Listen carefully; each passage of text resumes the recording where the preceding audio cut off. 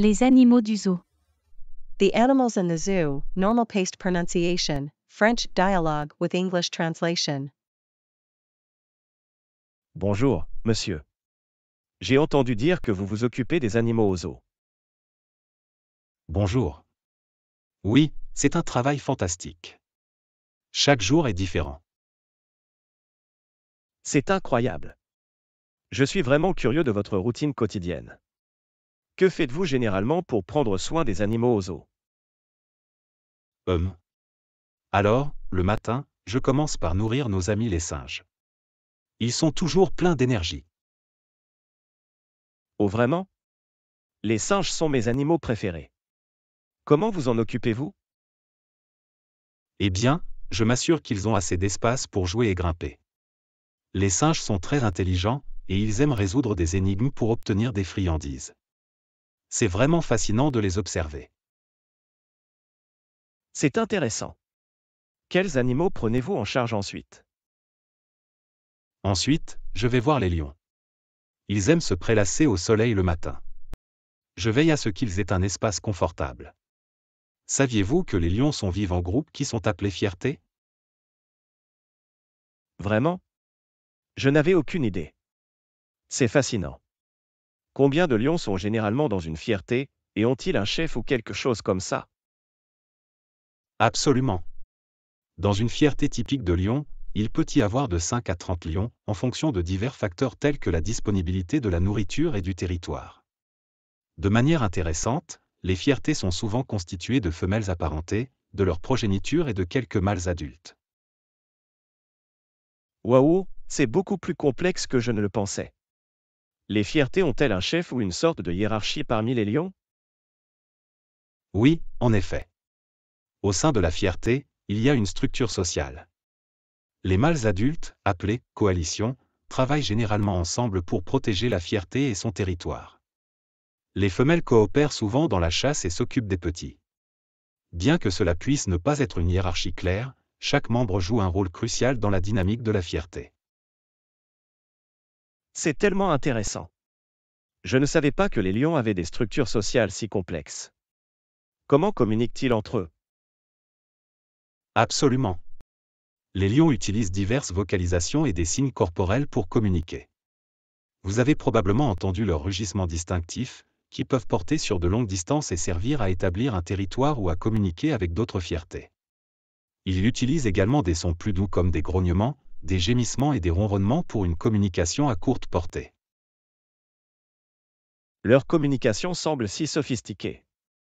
Je n'avais jamais pensé à la complexité de tout cela. Y a-t-il d'autres faits fascinants sur les lions que vous pouvez partager? Certainement. Les lions sont des créatures incroyables. Saviez-vous qu'ils sont d'excellents chasseurs, avec un taux de réussite d'environ 30% dans leur chasse?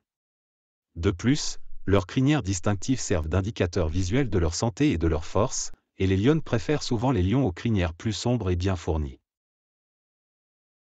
Waouh, j'apprends tellement. Les lions sont vraiment des animaux remarquables. Merci de partager ces faits intéressants avec moi. De rien. Je suis content que cela vous passionne. Je suis toujours intéressé par les animaux. Ce sont des créatures fascinantes. Alors, de quels animaux vous occupez-vous après les lions? Ensuite, je m'occupe des éléphants. Ces géants doux aiment grignoter des fruits et des légumes. Il est essentiel de leur fournir une alimentation équilibrée. Saviez-vous que les éléphants ont une mémoire exceptionnelle et peuvent se reconnaître dans un miroir? C'est impressionnant. Je ne le savais pas. Et qu'en est-il des autres animaux? Après les éléphants, c'est l'heure des pandas. Ils ont un régime spécial de bambou, et notre zoo participe à des programmes pour aider à conserver cette espèce menacée. Il est crucial de sensibiliser les gens à l'importance de préserver ces merveilleuses créatures. C'est un travail vraiment important. Y a-t-il d'autres animaux intéressants dont vous vous occupez? Absolument. Je m'occupe également des phoques. Ils sont joueurs et agiles dans l'eau, et nous nous assurons qu'ils ont un environnement qui leur permette de montrer leur comportement naturel. Saviez-vous que les phoques utilisent des sons spécifiques pour communiquer entre eux lors d'activités comme la chasse? Vraiment? C'est intriguant. Je n'avais aucune idée que les phoques avaient leur propre langage. C'est fascinant. Et quelle est la prochaine étape de votre journée? Après les phoques, c'est au tour des koalas. Ces adorables marsupiaux passent la plupart de leur temps à dormir et aiment se régaler de feuilles d'eucalyptus. Ils ont une façon unique de porter leurs petits dans une poche. Les koalas sont tellement mignons. J'apprends tellement. Quelle est la dernière partie de votre routine quotidienne? Vers la fin de la journée, je m'occupe des tortues. Elles peuvent être lentes, mais elles ont une longévité incroyable. Certaines tortues peuvent vivre plus de 100 ans. C'est fascinant de penser à leur longue vie. C'est incroyable. Merci de partager votre routine quotidienne avec moi. Cela semble être un travail gratifiant. De rien. C'est vraiment le cas. Travailler avec ces animaux et contribuer à leur bien-être et à leur conservation est une expérience spéciale. Si vous avez plus de questions ou souhaitez en savoir plus, n'hésitez pas à demander. Make sure to like, comment, subscribe, and hit the notification bell so you never miss an update from Read French Dialogues. Thank you for watching. À bientôt. Les animaux du zoo.